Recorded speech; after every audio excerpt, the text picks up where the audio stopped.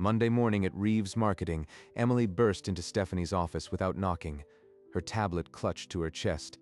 Stephanie, you need to read this email from Kevin. He accidentally CC'd me on something about Sunday. Stephanie took the tablet and scrolled through the message Kevin never intended her to see. The email read, "Mom and Dad agree. She's burned out. Irrational. We do the intervention Sunday afternoon. Slide the transfer document when she's emotional. She'll sign without thinking." They think I'm incompetent because I work long hours and my marriage ended. They plan to steal my agency. Emily, don't say a word to anyone.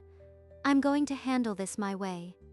That afternoon, Stephanie drove to an electronics store and bought a voice-activated recorder, paying cash at the counter. At home, an hour before the meeting, she tested the device, then nestled it behind the vase on the foyer console. She tested the angle by tapping the table. The little red light flickered once, then vanished. It would capture every word. By Saturday evening, the trap was set. All Stephanie had to do was wait for her family to walk through the door. 3 days before the email slip, Kevin Reeves had been fired from his corporate marketing job. 6 weeks of unemployment, and they'd promoted some junior kid over him, but he wasn't going to stay down. He'd spent those weeks feeding his parents, Mark and Linda, a steady diet of worry about Stephanie's supposed decline. You've seen it too, right? She's working until midnight, ignoring calls. She's going to run her agency into the ground. We've noticed. Linda's been so worried about her since the divorce. She's not the same. Kevin printed the asset transfer document from a legal template he found online, filling in Stephanie's name and his own. It's not about the money. This is about protecting her before she loses everything. If we present it as a family intervention, maybe she'll actually listen for once. We'll go Sunday afternoon. She'll be less guarded at home. Kevin slipped the documents into a manila folder, the transfer agreement ready to be signed by a sister who had no idea what was coming. The company Kevin was plotting to steal? Stephanie had built it from nothing, and it was thriving. 22 employees, a downtown floor, and 7 years without a single missed payroll. But her family saw none of that. To them, she was just the workaholic who'd lost her husband and had no life.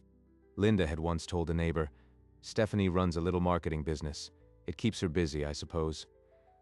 Little marketing business? She'd just closed a deal worth more than their house. The divorce had been ammo for Kevin. He'd told their parents she was unstable, and Mark repeated it like scripture. Unstable? She was the only one who had ever built something real from scratch. When Emily showed her Kevin's email, the years of dismissal condensed into a single cold certainty. If they wanted a show, she'd give them one, but the cameras would be on her terms. By Saturday night, the recorder was in place. Stephanie sat in her living room, strangely calm, waiting for the Sunday that would decide everything. The morning of the intervention, Kevin rehearsed his script one last time in front of his bathroom mirror. Concern, then the paper. They'll never see it coming. He'd revised the transfer document 3 times, making sure the language looked professional but vague enough to slip past a tired mind. Mom, just follow my lead. You talk about her weight loss. Dad mentions the late-night calls. I'll handle the paperwork. At the diner that afternoon, the 3 met one last time to align their performance. She's always been headstrong, but she respects you, Linda. If you cry a little, she won't be able to say no. I'm not good at fake tears, but I'll try. I just want what's best for her. It's not fake. We're saving her from herself. Remember that. Kevin slid the folder across the diner table, tapping it like a weapon. The transfer agreement inside was the only thing between him and his sister's company. As they left, Mark clapped Kevin on the shoulder. "She'll thank us one day," he said, and Kevin nodded, already counting the miles to his new corner office. Sunday afternoon arrived with a sharp ring of the doorbell, cutting through the silence of Stephanie's foyer. Red light still blinking. Good. The recorder was alive and waiting. Through the window, she saw her parents' sedan pull into the driveway, Kevin already stepping out with the folder in hand. Stephanie unlocked the door, steeling her face into a gentle smile as Kevin strode up the path. Steph, good to see you. You look well? You look like you could use a cup of tea. Kevin, Mom, Dad, come in. Oh, honey, we've been so worried. You've lost weight. Are you eating at all? They filed into the foyer, Mark patting her back stiffly, Kevin's eyes flicking to the living room like a hunter surveying a field. They all walked right past the console. Didn't notice a thing. Perfect. The living room waited, coffee table bare, the recorder silently transmitting every sound from the hallway. The intervention had begun. They moved into the living room. Kevin guided the seating like a stage director, while Stephanie offered coffee. No one took her up on it. You look exhausted, Steph. These late nights are killing you. We just want you to be okay. You've been through so much this year. After the divorce, it's like you threw yourself into work to escape. That's not healthy. Kevin placed the manila folder on the edge of the coffee table, but didn't open it yet. They're warming up. Let them talk. The recorder is getting everything. We're not here to attack you. This is out of love. If you'd just let us help, maybe you wouldn't look so thin. Your mother and I have been discussing it for weeks. Something has to change. Stephanie folded her hands, her expression placid, waiting for the real reason they came. Sweetheart, at Thanksgiving you were on your phone the entire time. Even your Aunt Claire noticed. And your weight. You've lost 10 pounds since summer. That's not normal, Stephanie. We're not trying to hurt you. We're scared. This isn't the sister we grew up with. The sister they grew up with? The one they packed off to Grandma's every time I sneezed? I even called a family counselor. She said it's classic burnout, and you need to step away before you crash. We all agree. You need a complete break, months off, no decisions, no stress. There is a way to make that happen, if you'll just trust us. He tapped the folder but didn't open it, letting the weight of their staged concern fill the room. Almost there. They're about to show their real hand. The family leaned in, a united front, certain that their manufactured concern had finally softened her. This is what we propose. You step back completely and I'll run the agency for you, just temporarily. It's just administrative. Kevin will handle the day-to-day while you rest. Kevin slid the document across the coffee table, the title Asset Transfer Agreement bold at the top. Stephanie picked it up, her eyes scanning the first page with a professional's care. It's just a formality, something to make the transition clean and legal. We'd never ask if we didn't think it was absolutely necessary, honey. Then she saw it. Clause 17B. Irrevocable assignment of all assets. This wasn't a temporary management deal. It was a full transfer of everything she'd built. Well, you'll see it's the only way. Just sign it, Stephanie. She set the document down on the coffee table, her face unreadable, the trap now fully revealed in her mind. This isn't temporary management, Kevin. It's an irrevocable transfer of every asset I own. You're not a lawyer, Stephanie. That's just standard language. It doesn't mean what you think. You always overcomplicate things. This is why you need a break. You can't even see when we're helping. We've supported you for years, honey. We just want what's best. Why do you always push us away? Supported me? You've never once asked about my business except to belittle it. I built this. I'm not signing. The air thickened, Kevin's jaw tightened, Mark's face reddened. The illusion of a loving intervention shattered completely. I think we're done here. Please take your document and leave. Now. You'll regret this, Stephanie. When you crash, don't come crying to us. After all we've done for you, you're so cold. Stephanie stood by the door, heart hammering but face serene, as they collected themselves and walked past the console, still recording every syllable. The front door clicked shut, and for a long moment Stephanie just stood in the silent foyer, her pulse slowly steadying. 27 minutes of their real intentions locked in a tiny black box. Now it was hers to use. She walked to her home office, connected the recorder to her laptop, and watched the file transfer with a steady gaze. Clause 17B, Kevin's flat denial, Mark's red face, Linda's fake tears, all of it, time-stamped and undeniable. She opened a new email to Janet Croft, her family attorney, and attached the unedited file without hesitation. In the body, she wrote, "Janet, attached is the full recording from this afternoon. Every threat, every lie. Tell me what we can do." She clicked send, the swoosh sound barely audible over the air conditioning, and let out a breath she hadn't known she'd been holding. They thought she was weak because she'd lost a marriage. They were about to learn what real loss felt like. She placed the recorder back on the console, its little red light dark now, but its purpose fulfilled beyond measure. By Monday morning, the file would be in Janet's inbox, and the legal machinery that Stephanie had carefully built alongside her agency would begin to turn. Monday morning, Stephanie opened her laptop at the agency and found Janet Croft's reply already sitting in her inbox. Janet's message was concise. "The recording is solid. I'll draft a no-contact letter and preservation notice immediately." Solid. That word settled something in her chest. Not victory yet, but the beginning of a shield. She called Emily into her office and outlined the need to lock down all digital access immediately. I'll alert the IT team. If Kevin tries any old credentials, we'll know within seconds. By noon, the agency's security system had been configured to flag any activity linked to Kevin's name or old aliases. That evening, from his cluttered apartment, Kevin tried to access the company's shared drive using a saved password. The login screen flashed red. Access denied.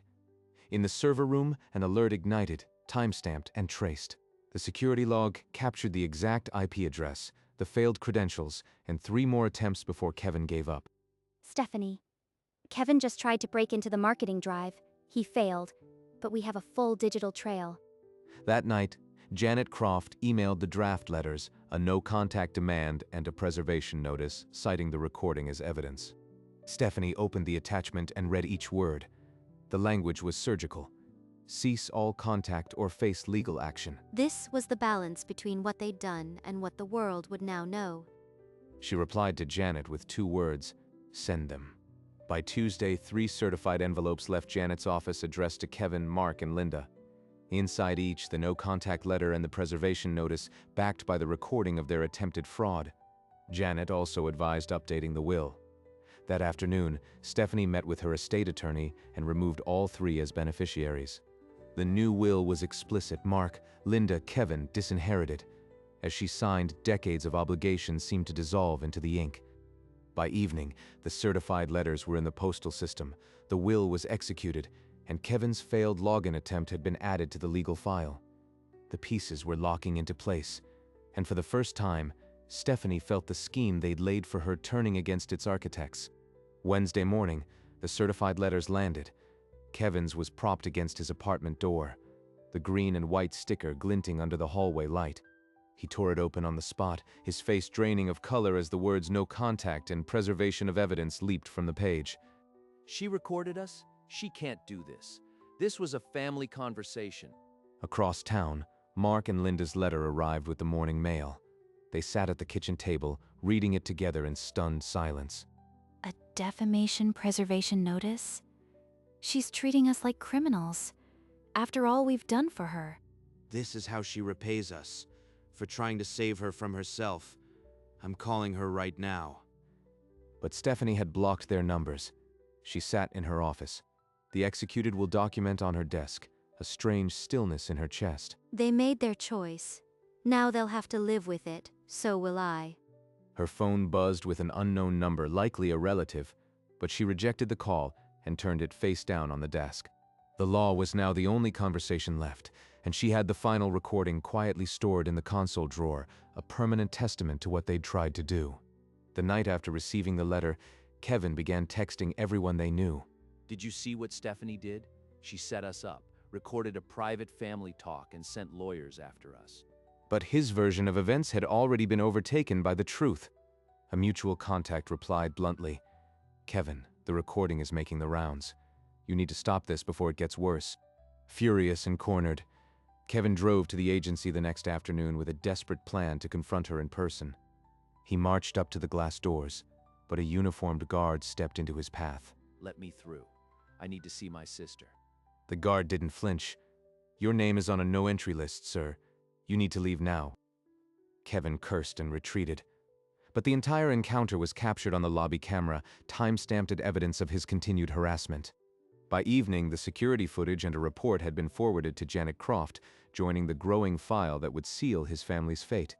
The morning after Kevin's failed confrontation, Stephanie returned to her estate attorney's office for the final confirmation. The attorney set the updated will on the leather blotter, the pages crisp and final. I need to ask you once more, Ms. Reeves. Are you absolutely certain you want to disinherit your entire family? The question hung in the air like the last thread of an old obligation. They tried to take everything I built. I won't reward that. I am certain. The attorney nodded once and stamped the final seal. The will was irrevocable. An hour later, Stephanie sat in her living room, the executed will on the coffee table before her. This wasn't anger. This was the proof that she finally valued herself more than their approval. She placed the will in her safe, then paused at the foyer console where the recorder had captured everything. She touched the vase that had hidden it, and for the first time since Sunday, she smiled, a real, unburdened smile. Almost 2 weeks after the will was signed, an email from Kevin landed in Stephanie's inbox late on a Thursday evening. The subject line read, "Forgive me."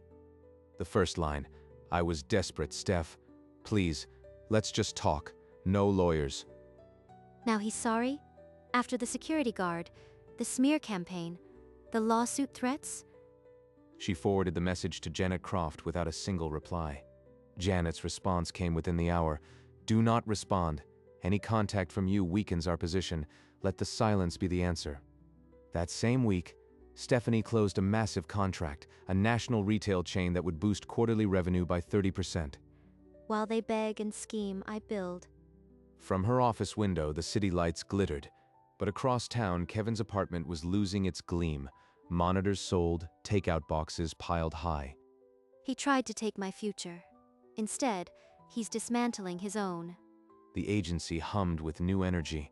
The Reeves name, once a source of pain, now stood for resilience.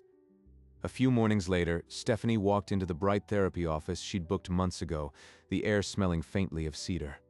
The therapist's first question was simple. "Are you carrying any guilt about the legal steps?" Guilt is not the word. I felt relief, the kind that washes something clean. The therapist asked what she missed, and for a long moment, Stephanie stared at the window. In her mind, she saw the diner booth where they'd rehearsed their lies, empty now, but never truly for her. I miss the idea of a family that never really existed. What I grew up with was a performance. The therapist told her that grieving a fantasy was still grief, and that choosing herself wasn't wrong. Grieving a ghost. That's exactly what it felt like. After the session, she decided never to listen to the recording again. She didn't need to relive it to know it was true. She drove home with the window down, the recording now just a small box of proof, not of betrayal, but of her own unshakable instinct. An old family friend called out of the blue asking to meet at a quiet cafe. He said Linda had begged him to mediate. Saturday morning, Stephanie walked into the cafe and found the man already seated, his expression somber. Did she mention the document they wanted me to sign? The one transferring my company to Kevin? He hesitated, then nodded. Stephanie pulled out her phone, found the file, and pressed play without another word. The recording filled the space, Kevin's coaxing voice first, then Mark's cold insistence, Linda's rehearsed weeping. His coffee went cold. When Clause 17B echoed through the cafe, his face drained of all color. He didn't answer when it stopped. He just pushed back his chair and stood, unable to meet her eyes. The old friend walked out of the cafe without another word, his mediation mission wrecked by 27 minutes of truth. Finally, an outsider had heard it. The lies had no power in the light. She deleted the meeting from her calendar, the recording still glowing on her screen, a permanent witness that no one could unhear. By the weekend, Linda stopped sending messages through neighbors. The intermediary calls died out one by one. Kevin's lawyer, after reviewing the full case file, sent a one-line message. "I advise you to drop any further efforts." Even his own attorney knew the recording had made their case toxic. That quarter, Reeves Marketing posted its highest revenue since the agency was founded. The numbers were stark. 35% growth, 2 new hires, and not a single family interruption. The following month, a business journal named her one of the region's 40 under 40. The same people who once dismissed her little business now mentioned her name at industry dinners. She kept the award next to the small black recorder in her home safe, 2 relics of a battle no one saw coming. peace wasn't the absence of war, it was the quiet knowing that she'd won. The family never raised the topic again. The recording had become an invisible wall, and behind it, Stephanie built her future. Unnoticed by the family, the anonymous monthly deposits that had flowed from Stephanie's account to her parents for years simply stopped. The cushion of those transfers had been yanked away, and the reality of living on a fixed income settled over Mark and Linda like stale air. I can't believe we used to turn our noses up at generic brands. Kevin was no longer scheming in a cluttered apartment. He now wore a blue polo, his name stitched on a polyester vest at a busy fast food counter. This wasn't the corner office he'd imagined when he printed that transfer agreement. His LinkedIn profile stagnated, flagged with a persistent not recommended banner from several former contacts in the industry. Stephanie heard about their struggles from a distant cousin, but the news landed like a weather report from a city she no longer lived in. They chose their path. I'm building mine. She had once been their financial lifeboat. Now that boat sailed elsewhere and she didn't look back. The agency celebrated its 8th year with laughter and cake, while across town a family learned the price of trying to steal a future. Almost a year to the day after the intervention, Stephanie woke before dawn and laced up her hiking boots. She and a friend drove to the ridge where the air was clean and the city fell away into silence. At the summit, she didn't think of Kevin or the document. She thought of the woman she'd been a year ago and how far she'd climbed. She had stored the original recorder in a safe deposit box, but its echo remained in every business decision she made. That afternoon, she wrote a check for $5,000 to a women's small business grant, the same amount she'd once sent monthly to her parents. She left the check on the foyer console, exactly where the recorder had sat, and smiled at the symmetry. The vase still held fresh flowers. The drawer still held the silenced recorder, now a relic of a war she'd won. Emily texted, "No activity from that IP for 6 months." Stephanie read it and deleted the thread. She drove home that evening with the windows down, the sky streaked in orange and pink, and felt something she hadn't in years: uncomplicated happiness. The future was hers. No liens, no guilt, no family strings, just the open road. The annual agency party was in full swing, and Stephanie stood before her team, champagne in hand. 8 years ago, I started this agency with a card table and a conviction. Today, we're stronger than ever. She glanced at the small wooden box on her desk, where the recorder still rested, no longer a weapon but a quiet reminder. That tiny device had unsealed the truth and sealed her freedom. Late that evening, she drove home, the windows down, a familiar song on the radio. The foyer was serene, the succulent on the console thriving, the vase filled with fresh blooms. She paused at the drawer, touched the cool metal of the recorder, then closed it without a second thought. Not a scar, but a compass. She knew exactly where she was going. She looked at her reflection in the mirror, and the woman looking back was whole. Stephanie smiled, a full, unhurried smile, and the world outside seemed perfectly still.